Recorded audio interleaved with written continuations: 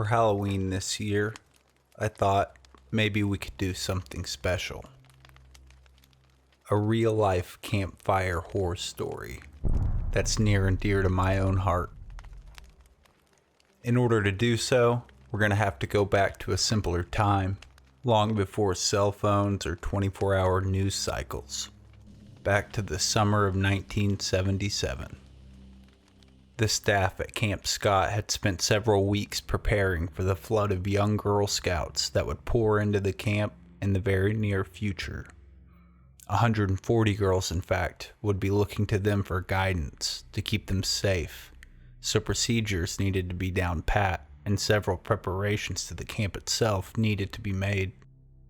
In the weeks leading up to camp, they went over procedure, activities, songs, and ensured that the 12 campsites on the property were ready. There were a few cabins on the property, but most of the camps relied on platform and tent setups. Large canvas tents were set up over 14 by 12 foot raised wooden platforms to create shelter for the campers. The young staff was made up of mostly past campers, returning to pass their favorite summer memories on to the next generation. There was a lot of hard work to do in the weeks leading up to camp, but in a way, this time was the staff's own return to summer camp, before it became a full-on job just a couple weeks later. They all caught up, told jokes, played pranks, and probably cracked a few cold ones. And during this time of preparation, it seemed like there was somebody being quite the prankster, in fact. Upon arriving on the grounds, the crew almost immediately started noticing things coming up missing. Socks, sunglasses, nothing too large, but enough to stir up attention. One night, one of the counselors got sick and had to spend a night alone in a cabin. The next day, she swore up and down that somebody was messing with her, jiggling the doorknob, trying to get in the night before. A couple days later, another cabin was completely ransacked. There was not a lot taken, but the room was a mess. There had been an unopened box of donuts in the cabin, which now sat empty atop the mess. Empty less a handwritten note. In all capital letters, it read something to the effect of, "We're on a mission to kill 3 girls."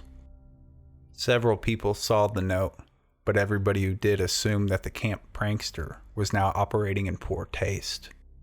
And worse yet, they didn't even reveal their identity before the kids got there.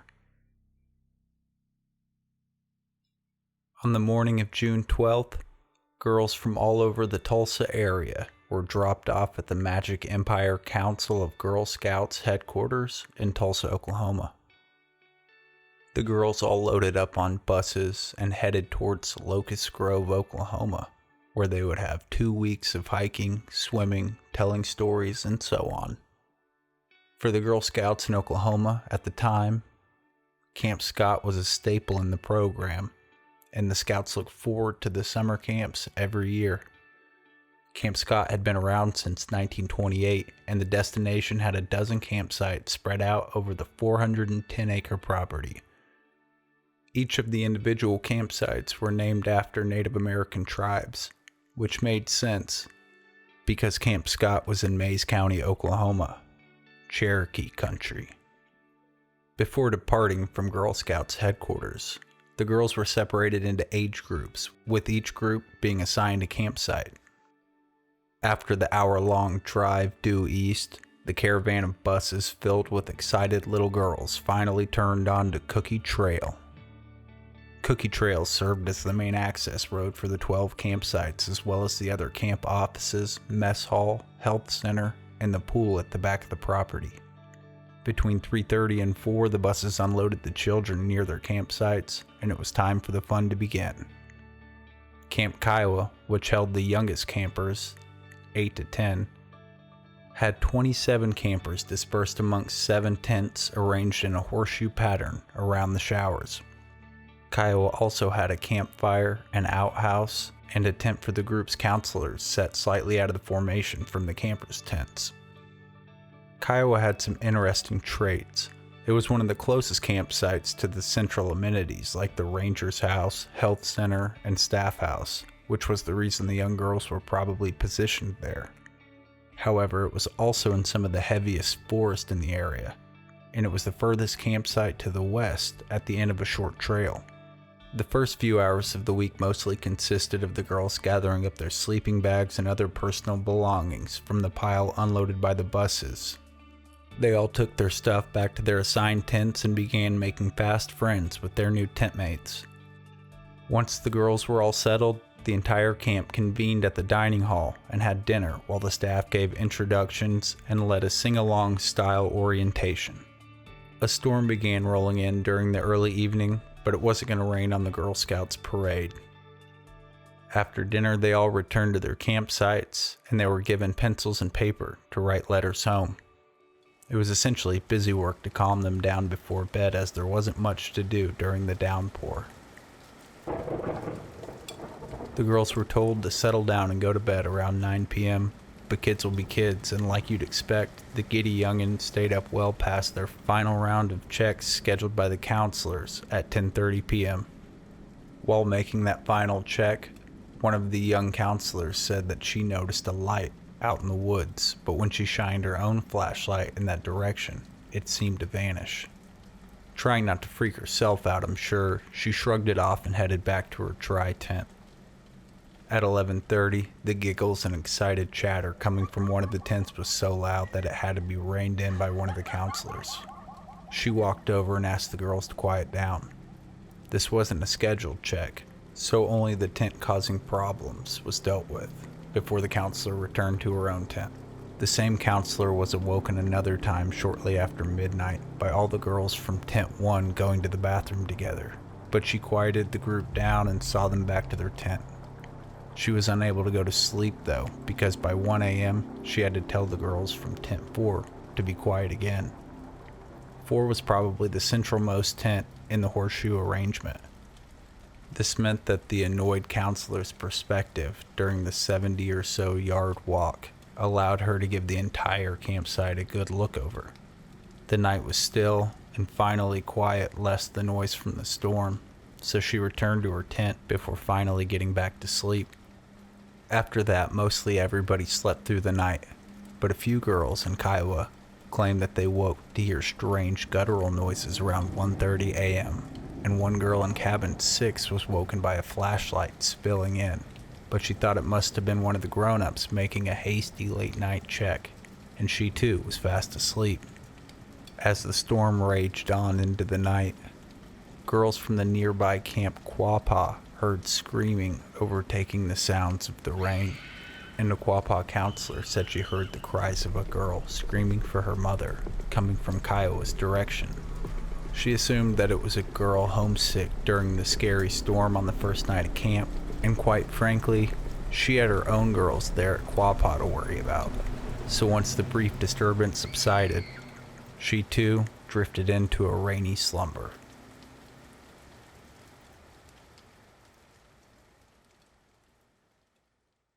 The next morning, the sun rose on the first real day of camp.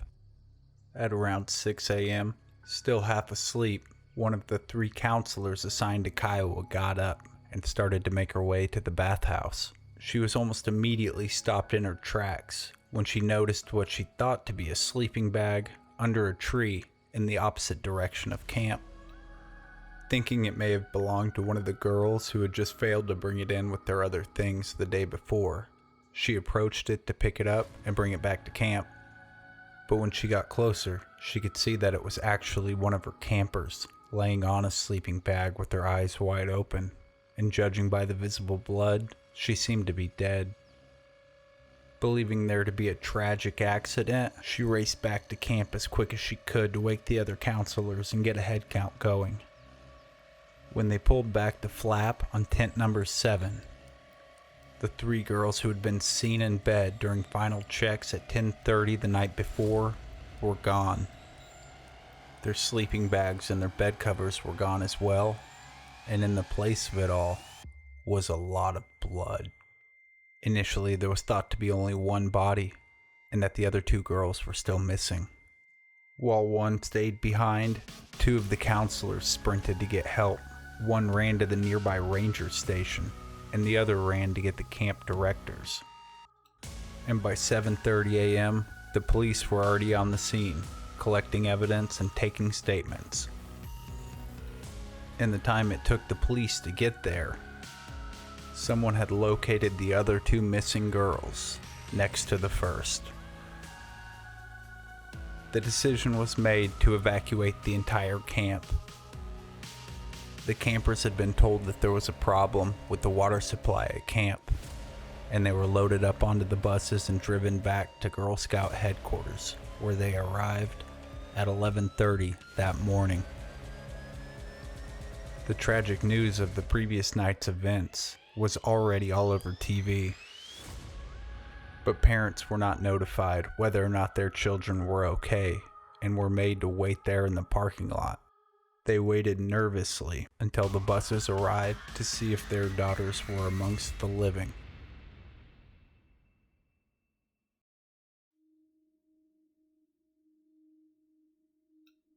Tent number 7 housed Lori Farmer, Michelle Gousset, and Doris Denise Milner, but it was supposed to have a fourth member. Due to a mix-up, the fourth tent mate ended up at a campsite intended for the older girls. But because of the storm, it was decided to just have her stay put, and they would fix the issue in the morning. The air most likely saved the child's life. Doris Denise Milner, 10 years old, was the camp's only black scout. Because of this, her parents were uneasy about the whole event, but one counselor assured them that she would pay special attention to Doris and call them after the first day with an update. And although she never got to make that call, she did pay special attention to Doris.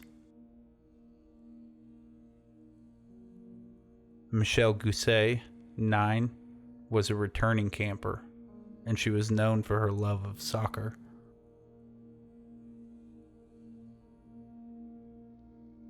Lori Farmer, 8 years old, had skipped 2nd grade, and her intelligence and confidence were clear to anybody that she spent time around. When the three were found on the morning of June 13th, they were just 150 yards from their tent, sitting just outside a gate running along the property line beyond the trees. It turned out to be Doris that was first found, laying on her sleeping bag, and Michelle and Lori found later, wrapped up in theirs.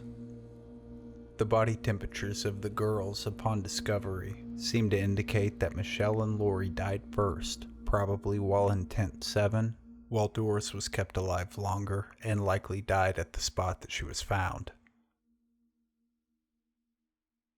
The crime scene did not spell out a clear story for police, who began searching for clues immediately. It seemed that the killer, or killers, entered from the back of the tent by unhooking the back flap. Lori and Michelle were likely bludgeoned to death, judging by blood spatter around their beds. When they were found, both of these girls' hands had been bound, and they showed signs of sexual assault. The blood that was pooling on the floors after the murders of Lori and Michelle had been wiped up using their bed sheets, presumably to clear away any boot prints left behind. Whoever it was had missed one in their haste, and a size 9.5 boot print was recovered. There was also a bloody footprint located outside of the tent, but this one had been made with a tennis shoe. Denise's body temperature set her death later in the night. She was found with a pre-made gag in her mouth and her hands also bound. She was likely taken from the cabin like this, along with the other two girls' dead bodies, zipped up in their sleeping bags, and taken 150 yards down the riskiest path possible to the edge of the property. Denise's body also showed signs of being bludgeoned like the other girls, but this was not her cause of death. She was sexually assaulted and then strangled with a length of rope. Next to the bodies laid a red flashlight, modified with a rudimentary manual dimmer that allowed someone to focus or extinguish their flashlight. and after processing the flashlight, it would prove to have a single fingerprint on it. Rope and tape that was used in the attack were recovered, with a piece of tape even having a single black hair attached that was not found to be from any of the victims. Semen was also found during the girls' autopsies, along with some other interesting details. 2 of the 3 girls were bound in one kind of knot, while the third was tied up differently. It seemed that the bludgeoning was done with both the left and the right hands, and the weapon used to beat one of the girls was different than the one used to kill the other 2. The rope and the tape that was found at the scene was proved to come from a nearby farm. The owner agreed that they'd belonged to him, but they'd been stolen recently, he said. The farmer was given a polygraph and he passed, and he also had an alibi for the night of the murders, so the police dismissed him. Several weeks later, a couple hunters stumbled upon a cave that they said looked lived in. Knowing about the murders that had taken place nearby, they called the cops to investigate. Red underwear, a picture of 2 women, which looked to be a wedding photo, and a newspaper were all found, along with a pair of glasses that belonged to a Camp Scott counselor. They had been a pair of glasses that were stolen in the weeks leading up to camp. The findings in the cave were further linked to Camp Scott. It turned out that there had been a piece of newspaper torn away and used to wedge the battery inside the flashlight that was found at the crime scene, and it turned out that this scrap had actually been torn away from the newspaper found in the cave. The wedding photos that were also found there were publicized in hopes that somebody would come forward with information on them, and almost immediately a prison guard from the area came forward claiming that he had taken those photos. But he also said that he had prisoner Gene Leroy Hart develop them there in the prison photo lab while he was working. And it was shortly after that that Gene Leroy Hart escaped the Mays County Jail in September of 1973. Hart's criminal record sure didn't point away from him. He had been convicted of raping 2 pregnant women and several burglary charges. And after raping the women, it was said that he stole their glasses off their face, wrapped their heads in duct tape, and covered up his 2 victims with sticks and tree limbs. He left them there, but both of the girls were found alive later.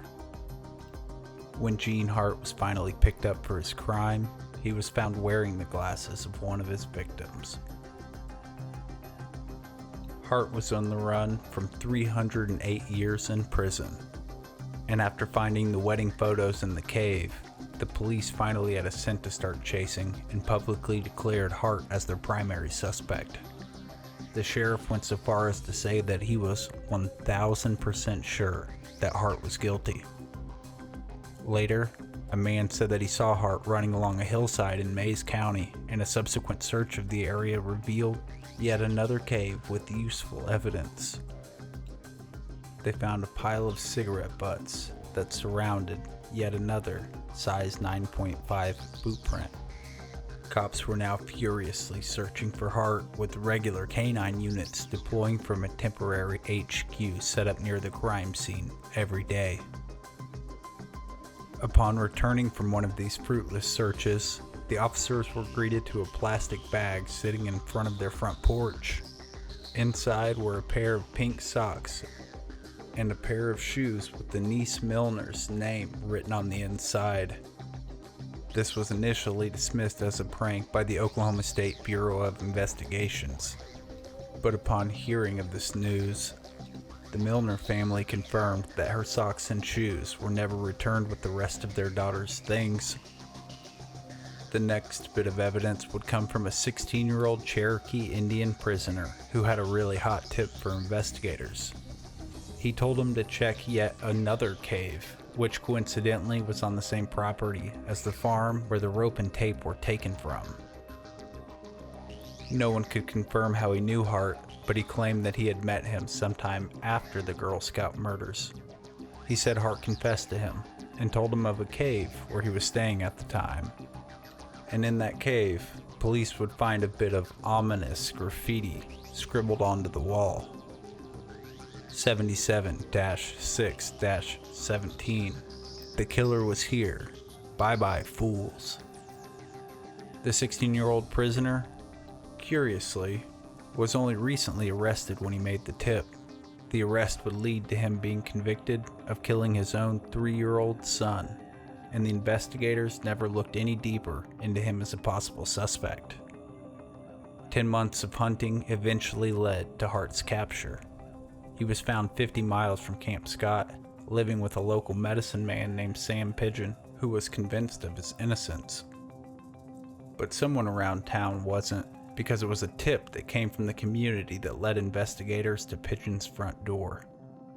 When Hart was arrested, he was indeed wearing young girl's glasses stretched over his face that witnesses would say came from Camp Scott.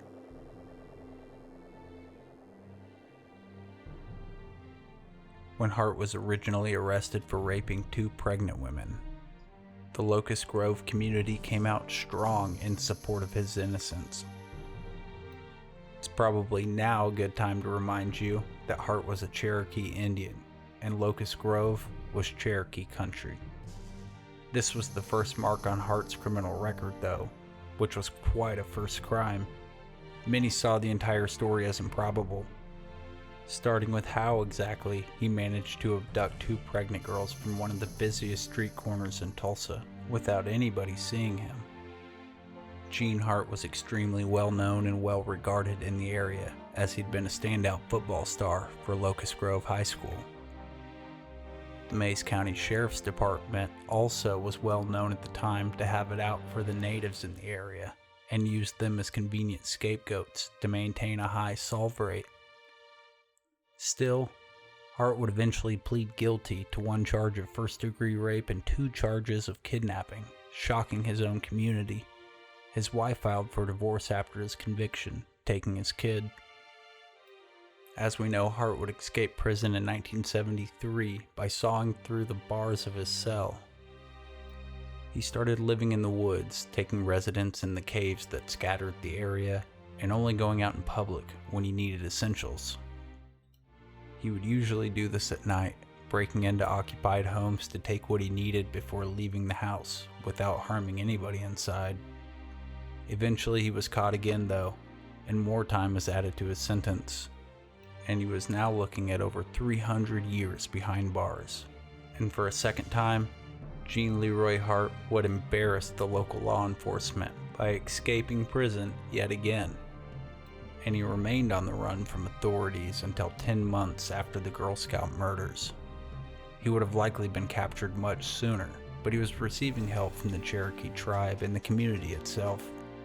When he was named the prime suspect, people in the city began to wear shirts and carry signs showing their support for Hart. These bore slogans like "Stop the Mays County Railroad" and "Welcome to the Heart of Gene Country." Many people believed that he was innocent back in '66 and he was being used as a convenient scapegoat yet again. Some even went as far as to say that the local sheriff knew exactly who the killer was and was covering for them. After his capture, the community raised money for his defense, which was eventually paid for by the Cherokee tribe. They did not outwardly proclaim his innocence, but stated that they just wanted to ensure that he had a fair trial. Hart's murder trial would begin in March of 1979 and was concluded by the end of the month.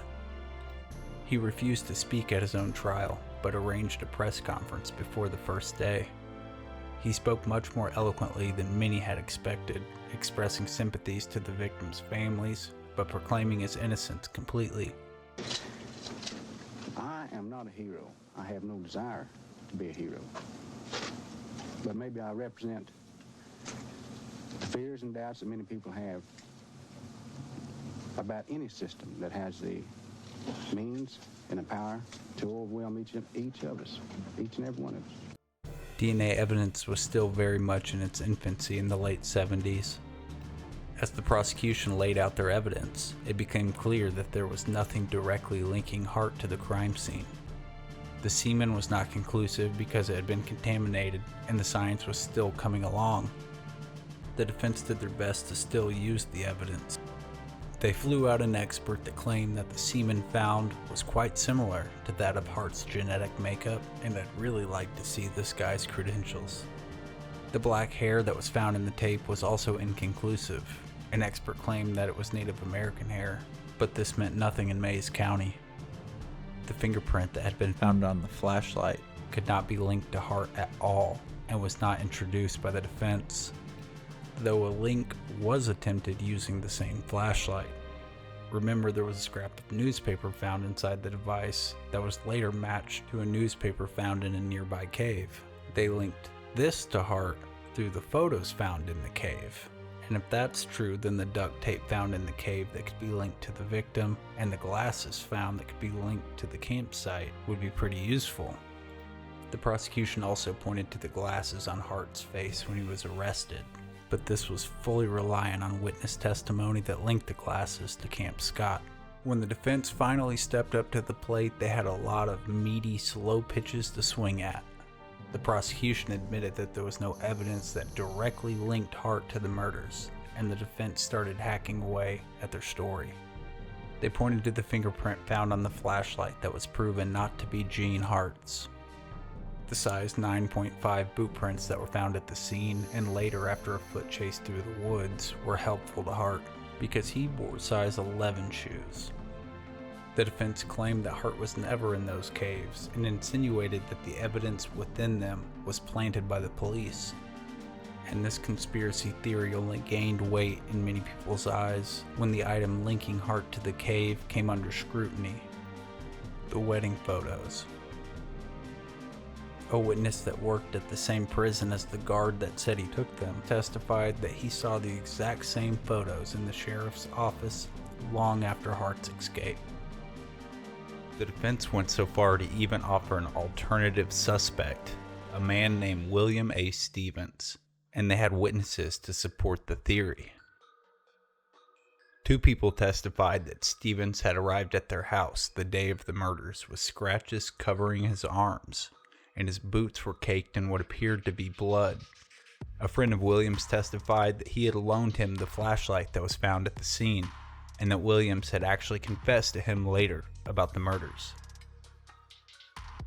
A waitress working at a diner 15 miles from camp testified seeing him in a disturbed state the morning of the killings. And somebody at Camp Scott had testified that they had seen him stalking around the property in days before the camp's opening. On March 30th, 1979, after hearing everything both sides had to say, the jury, not consisting of a single person from Locust Grove, only took 5 minutes to come to a unanimous decision, and 5 minutes after that, an innocent verdict was read aloud to the courtroom, which exploded with opposing emotions. The families of the victims were crushed and their cries filled the courtroom before being overpowered by the cheers from the Cherokee community. These cheers were of course strictly symbolic, as Hart still owed the state of Oklahoma 305 years, and he would never see that sweet Cherokee country again. And little did anybody know at the time, Gene Leroy's actual heart was a ticking time bomb. Just a couple of weeks later, he would have a heart attack in prison while working out, taking any secrets that he may have had about the case to the grave. I've always loved this case because of the ambiguous nature of it all, the mystery. There are so many theories that work with some of the evidence, but not one that seems to work with all of it. In my opinion, Hart was very likely involved, but there's no way in fuck he did it alone. 2 different shoe prints, 2 weapons, 2 types of knots used, 3 bodies moved through a campsite filled with girls, while one of them was presumably still alive. People familiar with the case seem pretty divided. Some are hardcore Hart defenders, and others are 100% sure he did it, or 1,000 in the case of the sheriff. Let me know what you think down in the comments, what theories you might have. I know I glossed over some things, but I didn't want the video to take forever. There's theories on voodoo, there's theories on satanic rituals, but I wanted to give people the core of the case here, wrapped up in a truly terrifying campfire story. I hope everybody has a spooky and safe Halloween, but none more than my dear patrons. Buckethead, Tang, Shane Stange, Jacob Cruz, Low Quality Music Productions, Holy Spirit, and Sebastian. Thank you, and good night.